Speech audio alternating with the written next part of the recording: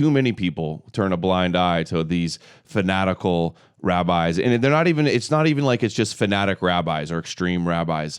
It's just what the religion is. The religion's extreme and supremacist and genocidal. The one. Did you see the one about tikkun olam? Maybe.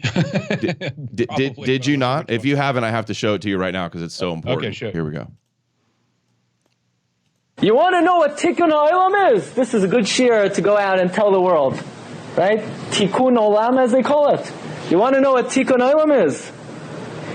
When good rules and dominates and subjugates Ra, which means when Klal Yisrael rules the world, when Klal Yisrael is supreme, and the nations of the world are subject to the Jewish people.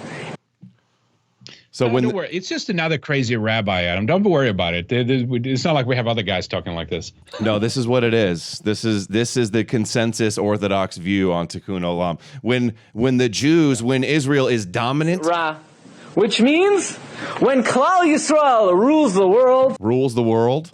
When Klal Yisrael is supreme supremacy, and the nations of the world are subject. The goyim are subject, slaves. Like, what else do we need? What else do we need? We don't need anything else. We don't need anything else. We need people with ears to listen and eyes to see. That's what we need, to use their book. To the Jewish people. And under the umbrella of the Jewish people, they have rectification. They have tikkun. That's tikkun olam. Tikkun olam is not teaching about recycling. Recycling is not tikkun olam. Tikkun olam is not save the planet. Tikkun olam is not the ozone.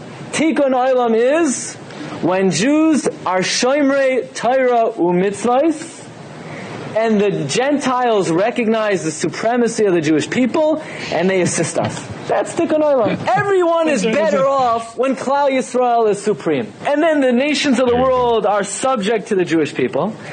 And they could then hang their hats on the Jewish people. In other words, a guy has tikkun when he's able to recognize the supremacy of the Jewish people. Holy shit. This is great.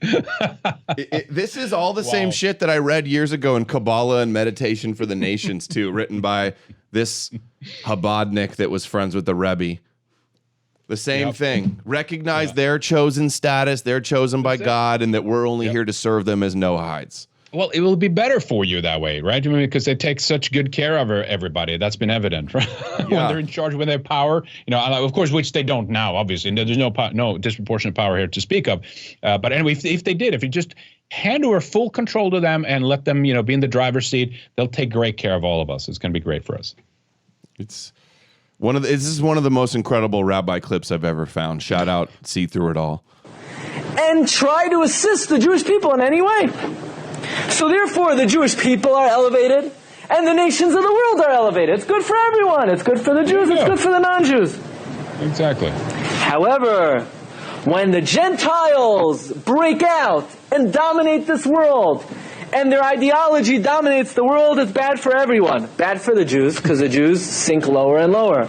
And it's bad for the Gentiles, because they have no one to hang their hat on. When Klal Yisrael is supreme, they generate Kedusha, they're elevated, the nations of the world recognize that, they're subject to us, they assist us, and they're elevated. But when the Jewish people are not fulfilling the Torah, and we are not who we're supposed to be, then the Gentiles have no one to hang their hat on. They have nothing to exist for, and their existence is rendered, we have nothing to exist for if not to serve the Jew. There you go. is not meaningful.